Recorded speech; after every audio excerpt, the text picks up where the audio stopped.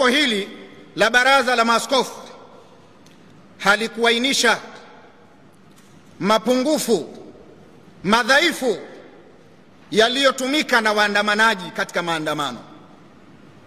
Hivyo basi, sisi kama sehemu ya jamii tunachokiona hapa, Baraza la Maaskofu kile walichokidai katika waraka wao, wanahitaji haki itendeke, hakuna msingi wa kweli wa kupigania haki.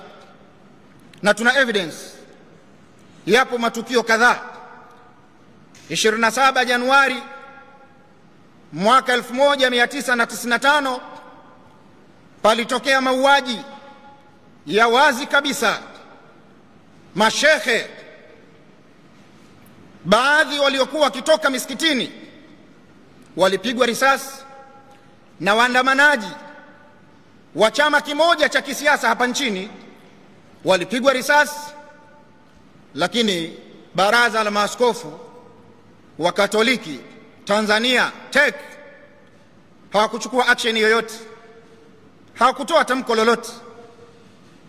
Hicho ni kielelezo cha ubaguzi wa tamko lililotolewa na Baraza la Maaskofu. Lakini tarehe 12 na 13 Februari mwaka 1998 palitokea mauaji makubwa Dar es Salaam, maeneo ya Magomeni, msikiti wa Mwembe Chai. Waislamu walilalamika, vitabu vikaandikwa na kwenye internet ikawekwa. Baraza la Maaskofu wa Katoliki walikaa kimya, hawakuzungumzia chochote wala hawakuguswa na hayo. Lakini kama hili yalitosha, katika hii nchi yetu kuna matukio yalitokea.